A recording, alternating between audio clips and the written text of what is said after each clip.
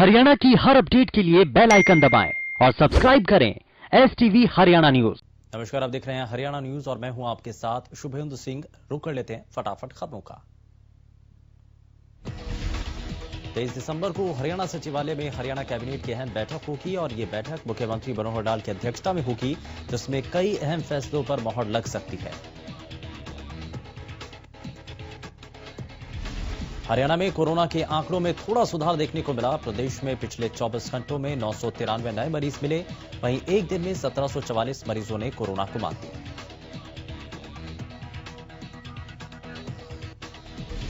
बीसवें दिन भी दिल्ली के बॉर्डर पर किसानों का प्रदर्शन जारी है। अपनी मांगों को लेकर किसानों ने बीते 19 दिनों से सिंघू और टीकरी बॉर्डर पर डेरा डाला हुआ है। कोरोना के खतरे और गिरते पारे के बीच देश के अन्नदाता सरकार से नए कृषि कानूनों को वापस लिए जाने की मांग पर अड़े हैं। कृषि कानूनों के खिलाफ टीकरी बॉर्डर पर लगातार विरोध कर रहे किसानों ने सोमवार को अनशन किया। आपको बता दें कि किसान स्टेज पर ही अनशन पर बैठे। वहीं पंजाब और हरियाणा की हर जत्थेबंदी से एक किसान अनशन पर बैठा। तीनों कृषि कानूनों के खिलाफ शाम 5 बजे तक किसानों ने अनशन किया। सोमवार को देश के अलग अलग हिस्सों में किसानों ने भूख हड़ताल की। हालांकि शाम होते होते किसानों ने अपना अनशन तोड़ दिया। उधर राजस्थान के शाहजहांपुर में बड़ी संख्या में किसानों ने सीमा पर आंदोलन किया। दिल्ली में भी सिंघू, टीकरी, गाजीपुर सीमा पर किसानों ने धरना दिया।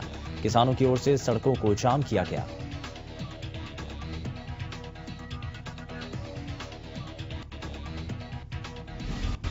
सोमवार को कृषि कानूनों के खिलाफ किसान 19वें दिन भी सड़कों पर डटे रहे। इसी कड़ी में लघु सचिवालय में भारतीय किसान यूनियन के नेता सरकार पर जमकर बरसे। उन्होंने कहा कि किसान दिल्ली में बैठा है और सरकार उनकी आवाज नहीं सुन रही। इसको सरकार की हठधर्मिता ही माना जाए।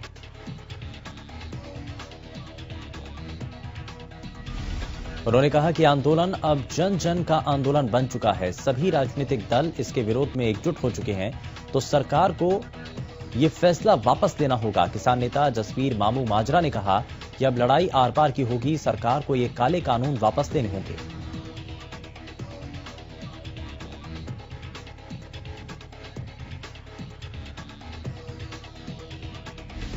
सोमवार को हरियाणा समेत देश भर के 10 किसान संगठनों ने कृषि मंत्री नरेंद्र तोमर से मुलाकात की।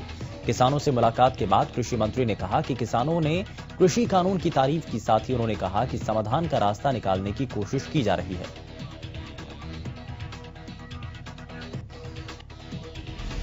उधर सोमवार को ही किसान आंदोलन को लेकर डिप्टी सीएम दुष्यंत चौटाला ने केंद्रीय मंत्री नितिन गडकरी से मुलाकात की। इस दौरान किसानों के मुद्दे पर भी चर्चा हुई। दुष्यंत ने किसानों की समस्या जल्द हल होने का विश्वास जताया। इस दौरान प्रदेश में जारी विकास परियोजनाओं पर भी चर्चा हुई।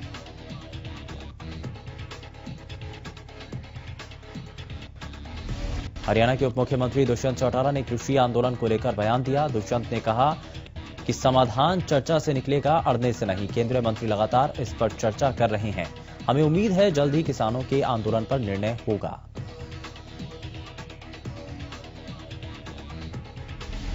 साथ ही दुष्यंत ने कहा कि जो छोटे मामलों पर बातें अटकी हैं, उस पर भी केंद्र भी झुकने को तैयार है, मगर किसान संगठन के लोग किसानी का फायदा देखते हुए अपनी ओर से जरूर एक कदम वापस लें।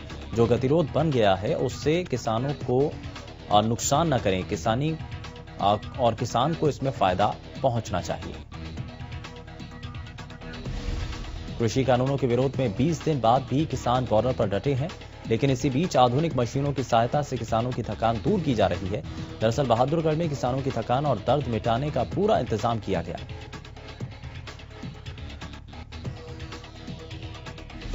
पैर दबाने वाली मशीन से पैदल चलने वाले किसानों को थकान से राहत मिल रही है। साथ ही घुटने, पैर और कमर दर्द दूर करने के लिए बुजुर्ग की प्रोफेशनल फिजियोथेरेपिस्ट मसाज कर रहे हैं। बहादुरगढ़ बाईपास पर खालसा एड ने मसाज कैंप लगाया, जहां रोजाना करीब 500 किसानों को दर्द से राहत दिलाई जा रही है।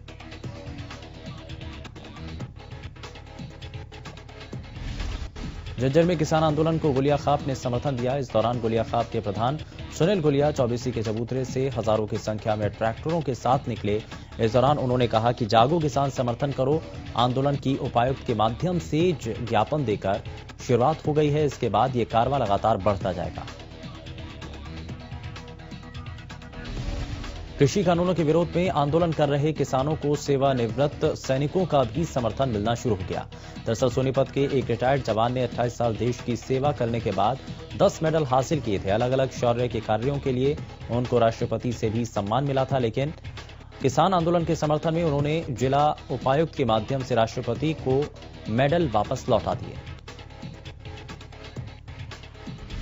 किसानों के समर्थन में वकीलों ने भी लघु सचिवालय पर धरना दिया है और किसानों के आंदोलन को पूरा समर्थन देते हुए बार एसोसिएशन के वकील धरने पर बैठे। इसी दौरान सरकार के खिलाफ जमकर नारेबाजी की, जिसको देखते हुए लघु सचिवालय के गेट पर भारी पुलिस बल की तैनाती की गई। किसी भी स्थिति से निपटने के लिए मौके पर भारी पुलिस बल तैनात रहा। वकीलों ने 3 कृषि कानूनों को खत्म करने, किसानों की मांग के समर्थन में ज्ञापन सौंपा। गौरतलब है कि किसानों की मांगों के समर्थन में जहां वकील और कई किसान संगठन सड़कों पर उतरे, वहीं नेताजी सुभाष चंद्र बोस की पोती भी किसानों की मांग का समर्थन करने लघु सचिवालय पहुंची थी।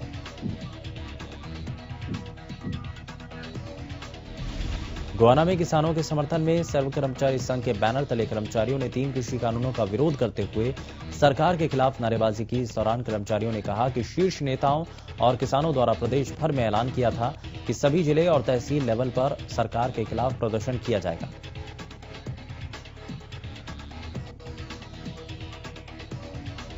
इसी के चलते गोहाना में भी विरोध प्रदर्शन कर सरकार से मांग की गई कि इन 3 कानूनों को रद्द कर एमएसपी की गारंटी दें, नहीं तो किसान आने वाले समय में अपने आंदोलन को और तेज करेंगे।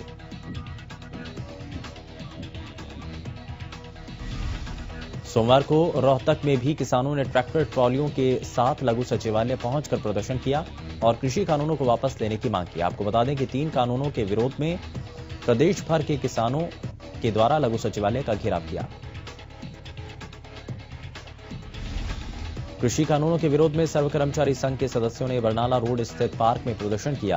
प्रदर्शनकारियों ने सरकार के खिलाफ नारेबाजी की। यहां से प्रदर्शनकारी नारेबाजी करते हुए लघु सचिवालय पहुंचे, जहां कृषि कानूनों के विरोध में प्रदर्शन कर रहे किसानों को समर्थन दिया गया।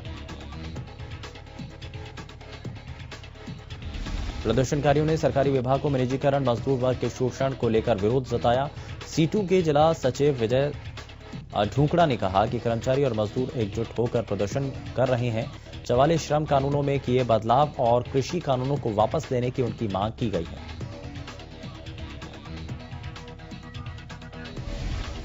किसानों ने डीसी ऑफिस के घेराव की चेतावनी दी, जिसको लेकर हजारों की संख्या में किसान सुभाष स्टेडियम के सामने इकट्ठा हुए।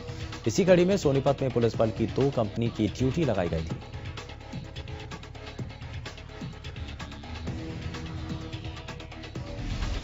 इस दौरान सुरक्षा के पुख्ता प्रबंध किए गए। शहर में जगह जगह नाकेबंदी और बैरिकेडिंग लगाई गई। सुरक्षा और कानून व्यवस्था संभालने के लिए जिले के सभी अफसर भी मौके पर मौजूद रहे।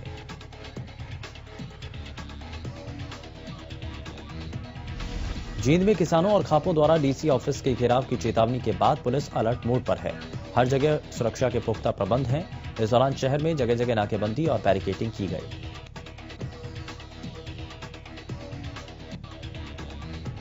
पुलिस बल के 1000 से ज्यादा जवानों की ड्यूटी लगाई गई और इस दौरान सुरक्षा और कानून व्यवस्था संभालने के लिए जिले के सभी गजेटेड ऑफिसर भी ड्यूटी पर रहे।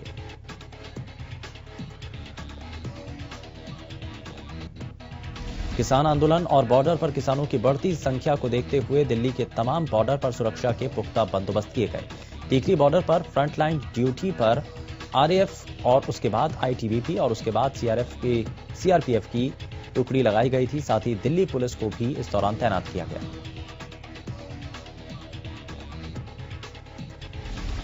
सोमवार को दिव्यांगों ने प्रदेश के सभी जिला मुख्यालयों पर अपनी मांगों को लेकर प्रदर्शन किया और इस दौरान राज्य स्तरीय रोष प्रदर्शन रैली भी की गई, जिसमें जिला भर से आए महिलाएं और पुरुष दिव्यांगों ने उपायुक्त के जरिए राज्य सरकार को अपनी मांगों का ज्ञापन सौंपा। जिला प्रधान दिव्यांग संजय अग्रवाल और विनोद कुमार ने बताया कि प्रदेश सरकार दिव्यांगों की कोई सुध नहीं ले रही।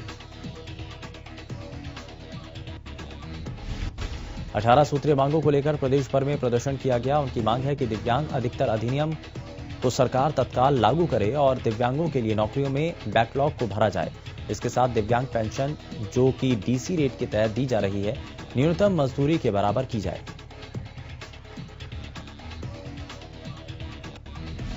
दिल्ली आंदोलन कर रहे किसानों को जहां एक तरफ समर्थन मिल रहा है, वहीं स्टूडेंट भी अब इससे पीछे नहीं है। सिरसा के नेशनल कॉलेज के अनेक छात्रों ने दिल्ली में आंदोलन कर रहे किसानों को अपना समर्थन दिया।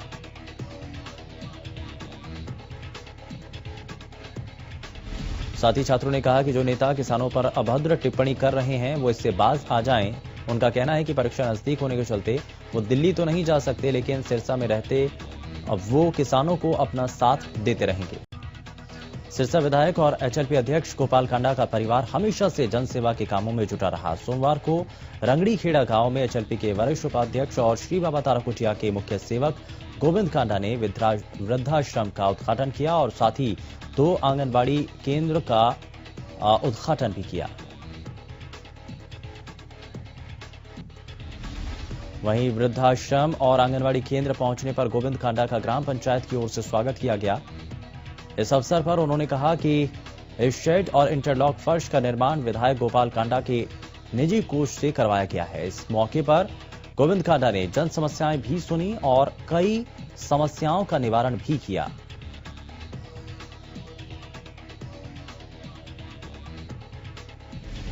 सोमवार को चंडीगढ़ में सीएम मनोहर लाल ने एंटरप्राइज रिसोर्स प्लानिंग सिस्टम को लॉन्च किया और अब सूचना जनसंपर्क विभाग के विज्ञापन रिलीज बिलिंग की प्रणाली ऑनलाइन हो गई है। मीडिया हाउसेस और समाचार पत्रों के बिलों का भुगतान अब समय पर हो सकेगा।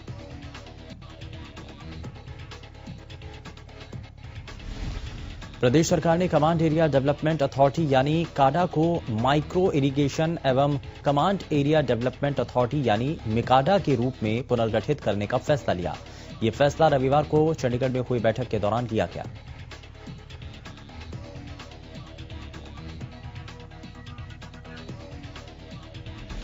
सीएम मनोहर लाल की अध्यक्षता में हुई बैठक में लिए गए इस फैसले का मुख्य लक्ष्य पानी की कमी वाले क्षेत्रों में सूक्ष्म सिंचाई परियोजनाओं के साथ साथ प्रदेश में विभिन्न नहरों पर वाटर कोर्स के कार्यों का प्रभावी कार्यान्वयन सुनिश्चित करना है।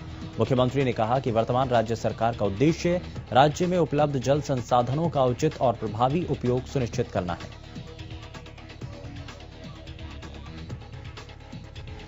सीएम मनोहर लाल ने निर्देश दिए कि सूक्ष्म सिंचाई परियोजनाओं को लागू करते समय पानी की कमी वाले क्षेत्रों को प्राथमिकता दी जाए। इसके अलावा किसानों को सूक्ष्म सिंचाई के लाभों के बारे में बताया जाए ताकि किसानों को जल संरक्षण के लिए कृषि में सूक्ष्म सिंचाई तकनीकों को अपनाने के लिए प्रोत्साहित किया जा सके।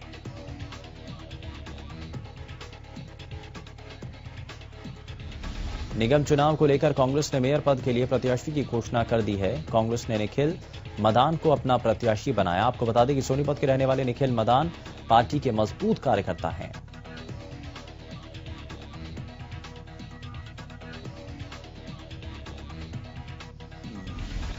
उकलाना नगर पालिका आम चुनाव को लेकर रिटर्निंग अधिकारी कम एसडीएम यशवीर सिंह ने नगर पालिका उकलाना का दौरा किया। इस दौरान एसडीएम ने एआरओ और दूसरे अधिकारियों के साथ बैठक की। पत्रकारों से बातचीत करते हुए रिटर्निंग अधिकारी यशवीर सिंह ने बताया कि अब तक नामांकन पत्र दाखिल करने को लेकर कोई भी उम्मीदवार उनके पास नहीं आया।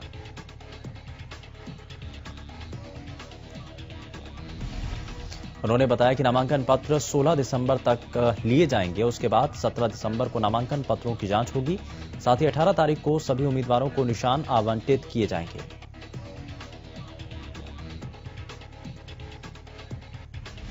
नगरपालिका चुनाव के मद्देनजर उम्मीदवारों के लिए रैली स्थल और होर्डिंग बैनर लगाए जाने के स्थानों को भी चिन्हित किया।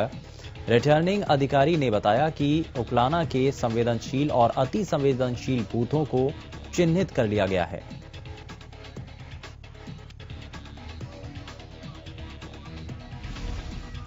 अंबाला में पीने के पानी की परेशानी है। अंबाला शहर में बनी एशिया की सबसे बड़ी होलसेल मार्केट के नजदीक जींद हाउस के लोग इन दिनों पीने के साफ पानी के लिए तरस रहे हैं। यहां करीब 200 से ज्यादा घर हैं जो काफी लंबे समय से सीवर का गंदा पानी पीने को मजबूर हैं।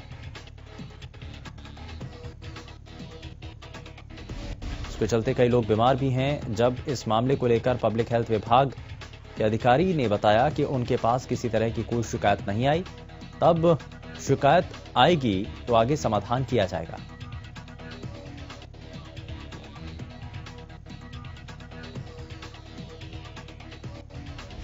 सोमवार को गुरुग्राम के लक्ष्मण विहार वार्ड नंबर 10 में रहने वाले लोगों ने सड़क और सीवरेज की समस्या से परेशान होकर प्रदर्शन किया। स्थानीय लोगों की मांग है कि उनकी गलियों को निर्माण कार्यों के लिए खोद तो दिया गया, लेकिन अभी तक गली की सड़क नहीं बनवाई गई है, जिससे वहां से आमजन का निकलना दुर्भर है। स्थानीय लोगों का कहना है कि गली की समस्या को लेकर अधिकारी और पार्षद के दरवाजे पर चक्कर लगाते लगाते उनके पांव दुख जाते हैं, लेकिन ना ही पार्षद सुनते हैं और ना ही अधिकारी। ऐसे में वो जाएं तो कहां जाएं?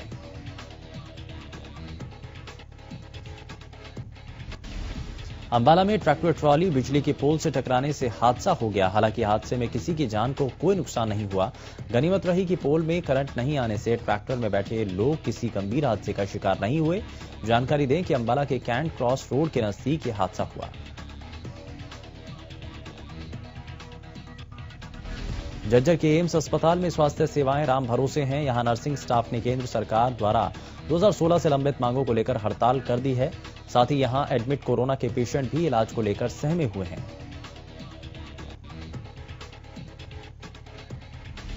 स्टाफ का कहना है कि सरकार उन पर दबाव बनाने के लिए नियुक्तियों को प्राइवेट हाथों में देना चाहती है, जिसका वो विरोध करते हैं।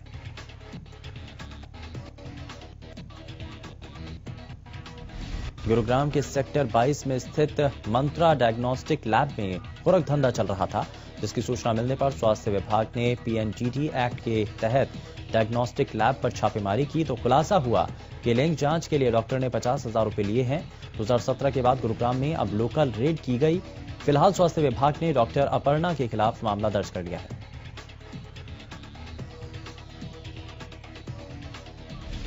दिसंबर का महीना आधा गुजर चुका है। ऐसे में प्रदेश में ठंड ने अपना असर दिखाना शुरू कर दिया है। हिसार में आज सुबह से ही ठंड ने लोगों को खपाना शुरू कर दिया। कई जगह लोग घर में ही सिमट कर रह गए और सर्द हवाओं ने आमजन जीवन को भी प्रभावित किया।